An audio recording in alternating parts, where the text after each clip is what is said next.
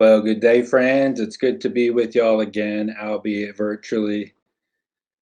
Nobody expected the second half of our semester to go the way it has with the pandemic and the shelter in place restrictions and our subsequent dispersal throughout the country and indeed the world. But I think that we really can make the most of this semester. Y'all did wonderful, wonderful work the first half of the semester, and there's no reason why we can't continue to do that the second half. What I'd like to do today, first of all, is just test my YouTube capabilities, which I think are quite limited, but we'll see how this goes.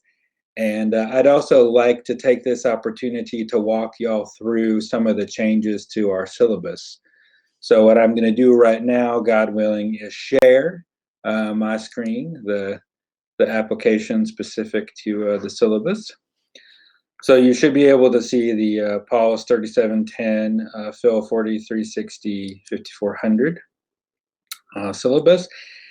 And a lot of its contents will be quite familiar to you from the original syllabus, but I just want to highlight a few of the changes.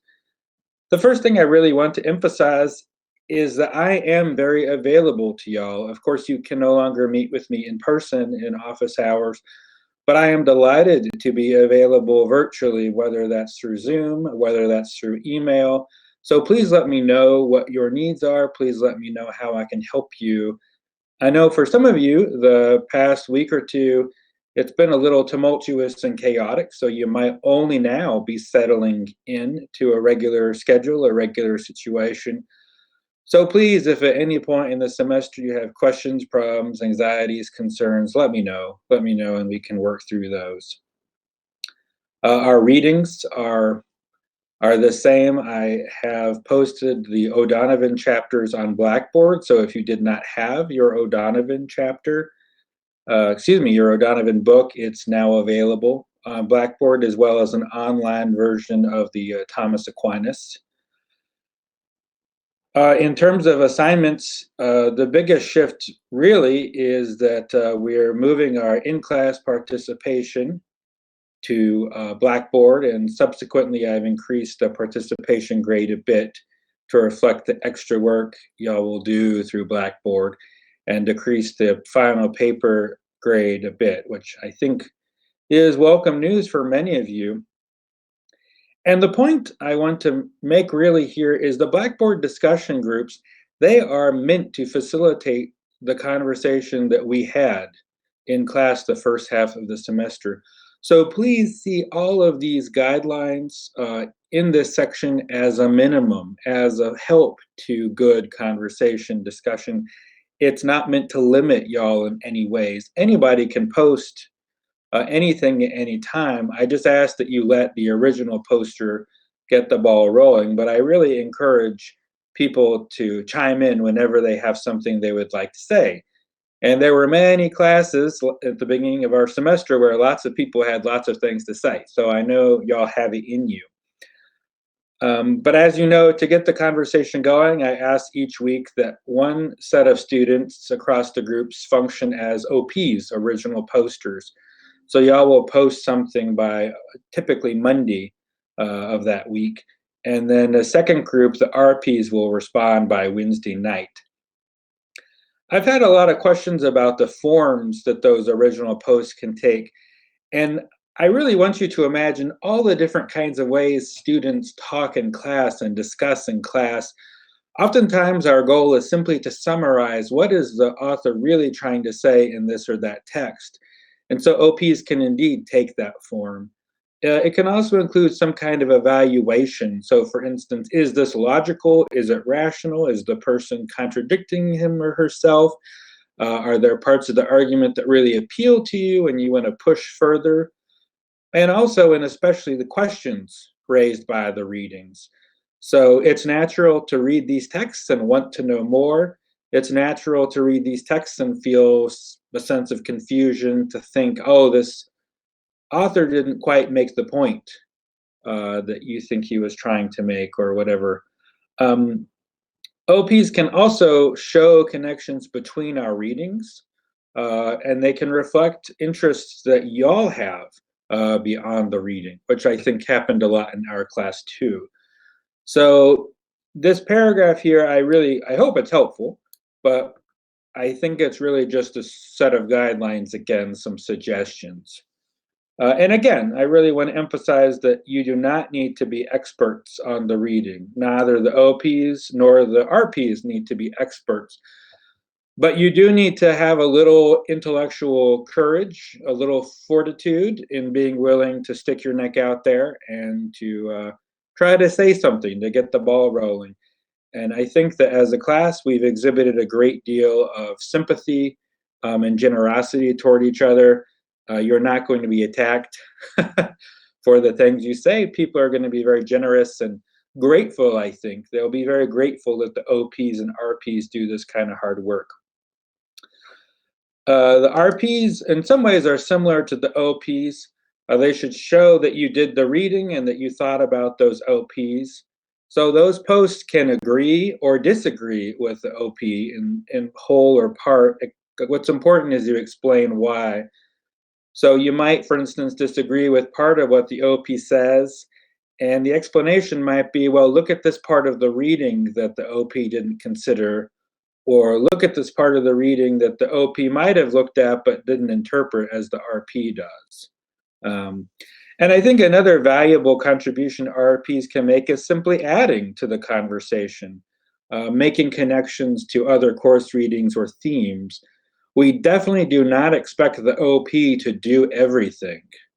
So it's not the jobs of the RP to simply judge and criticize the OP, but can also add quite a bit. So I'm very excited for how these posts can go. And I really think that they can be an opportunity for us to facilitate some conversation. Short paper, the assignments remain the same, except that there is one fewer unit in this syllabus than in the initial syllabus, meaning there is one less opportunity for short papers. So if you have been saving up, if you've been waiting to do paper assignments, then you might find yourself with fewer options. And this is just because the semester has been somewhat compressed. We already have one student who has done all 3 of his short paper assignments, so congratulations, Anonymous. The due dates have changed, so they've all been pushed back a bit. The due date for Unit 4 is now 15 April, and for Unit 5 is 4 May. And the final paper will be due on the 11th of May. The schedule should look somewhat familiar to you, albeit I learned how to use tables, so that's exciting.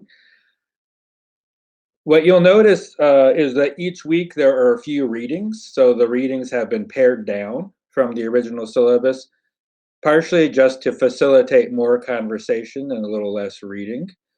And Mondays and Wednesdays are given over to our discussions, and then Fridays will be some kind of video.